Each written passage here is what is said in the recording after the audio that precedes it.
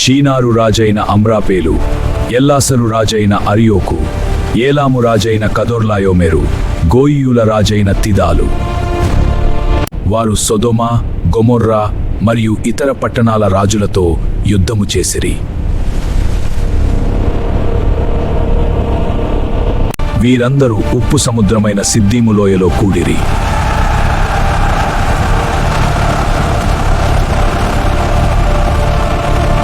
పన్నెండు సంవత్సరములు వారు కదొర్లాయోమెరుకు లోబడి ఉండిరి. 13వ సంవత్సరమున తిరుగుబాటు చేసిరి. 14వ సంవత్సరమున కదొర్లాయోమెరు మరియు అతని మిత్రరాజులు వచ్చి అనేక జనములను జయించిరి. రెఫాయియులను, జూజీయులను, ఎమియులను మరియు ఇతర జనములను వారు కొట్టిరి.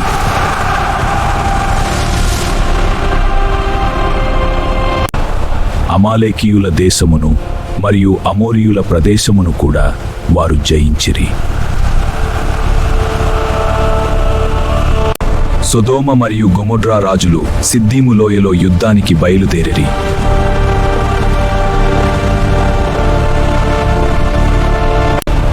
నలుగురు రాజులతో 5 రాజులు యుద్ధము చేసిరి.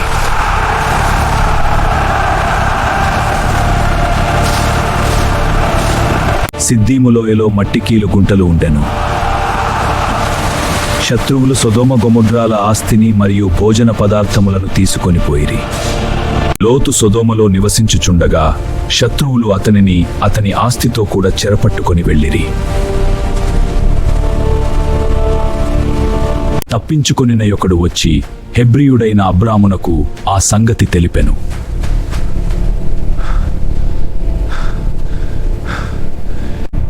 మనము లోతును తిరిగి తీసుకొని రావలెను.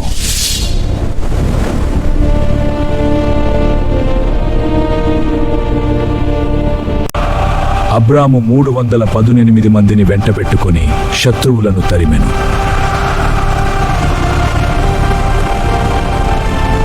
రాత్రివేళ అబ్రాము మరియు అతని దాసులు వారిపై దాడి చేసిరి.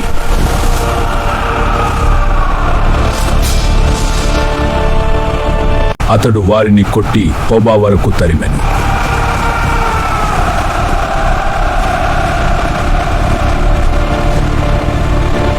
అబ్రాము లోతును, అతని ఆస్తిని, స్త్రీలను, ప్రజలను తిరిగి తీసుకొని వచ్చెను.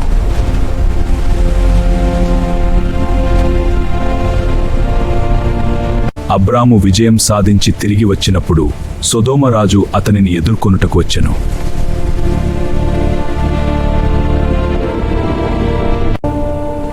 ఆకాశమునకు భూమికిని సృష్టికర్తయైన సర్వోన్నతుడగు దేవుని వలన అబ్రాము ఆశీర్వదింపబడునుగాక.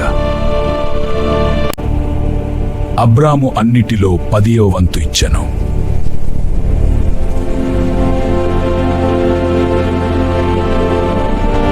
అబ్రామా, ఈ సంపద నీది, తీసుకో. నేనే అబ్రామును ధనవంతునిగా చేస్తునని చెప్పుకొనున్నట్లు నీ ఆస్తిలో ఏదియూ నేను తీసుకొనను. సర్వోన్నతుడైన దేవుడే అబ్రాముకు విజయమిచ్చెను.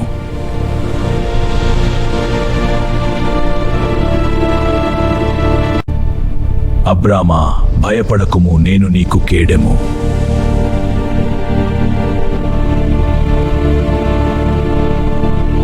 నీ బహుమానము అత్యధికమగును.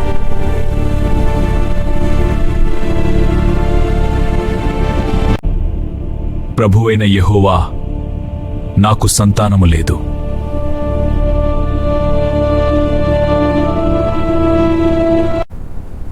దమస్కు ఎలియజరే నా ఇంటి వారసుడగును గదా.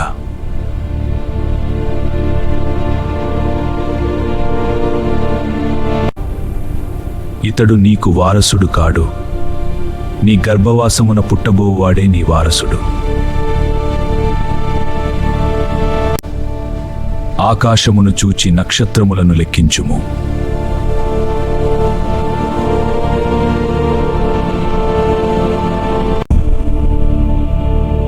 నీ సంతానము అలాగు విస్తరించును.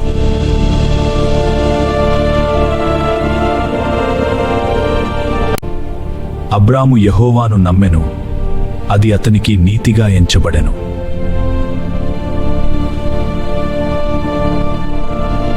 దేశమును నీకు ఇవ్వుటకు కల్దీయుల ఊరులో నుండి నిన్ను తీసుకొని వచ్చిన యెహోవాను నేనే.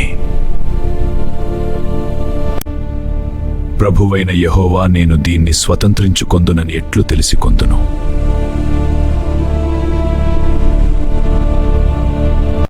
మూడేండ్ల పెయ్యను, మేకను, పొట్టేలును, ఒక గువ్వను, ఒక పౌరపు పిల్లను తీసుకొనిరా. గద్దలు ఆ కళేబరముల మీద వాలినప్పుడు అబ్రాము వాటిని తోలివేసెను.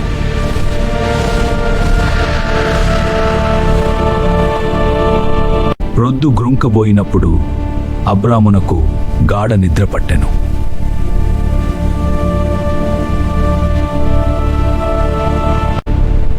భయంకరమైన కటిక చీకటి అతనిని కమ్మెను.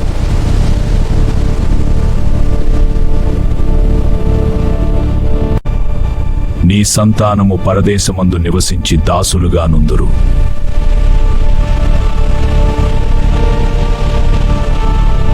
400 సంవత్సరములు వారు శ్రమపడుదురు.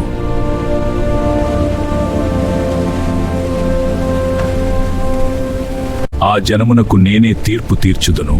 తరువాత వారు గొప్ప ఆస్తితో బయలుదేరి వచ్చెదరు.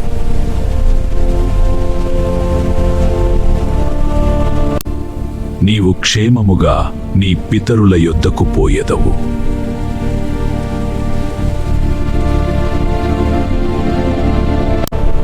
నీ 4వ తరము వారు ఈ దేశమునకు తిరిగి వచ్చెదరు.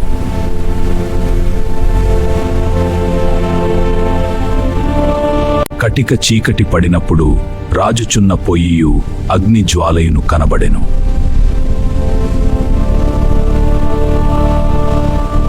ఆ ఖండముల మధ్య అగ్ని జ్వాల నడిచిపోయెను.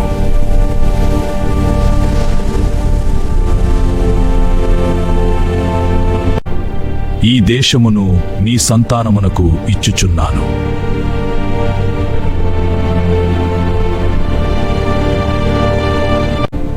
కేనీయులు, కనిజ్జీయులు, కద్మోనీయులు, హిత్తీయులు, పెరిజ్జీయులు. ఆ దినమున యెహోవా అబ్రాముతో నిబంధన చేసెను.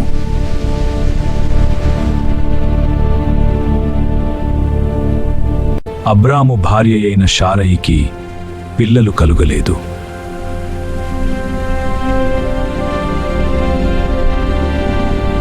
శారయికి హాగరు అను ఐగుప్తీయురాలైన దాసి ఉండెను.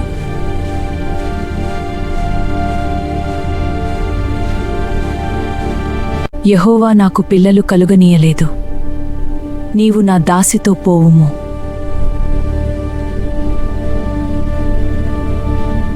శారయి తన దాసి అయిన హాగరును అబ్రామునకు భార్యగా ఇచ్చెను.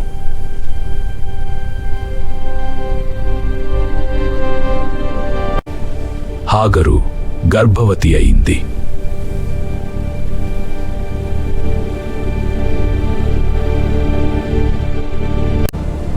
నాకు జరిగిన అవమానము నీ మీద పడును.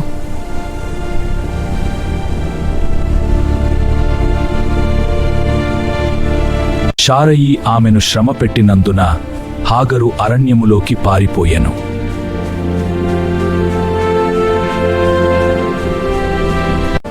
శారయి దాసివైన హాగరు, ఎక్కడి నుండి వచ్చితివి?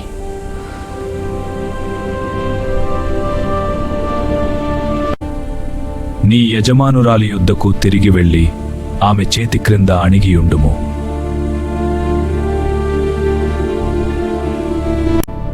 నీవు కుమారుని కనుదువు, అతనికి ఇష్మాయేలు అని పేరు పెట్టుదువు.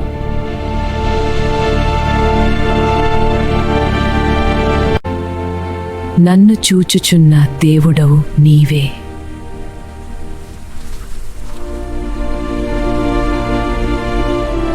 హాగరు అబ్రామునకు కుమారుని కనెను. అబ్రాము అతనికి ఇష్మాయేలు అని పేరు పెట్టెను.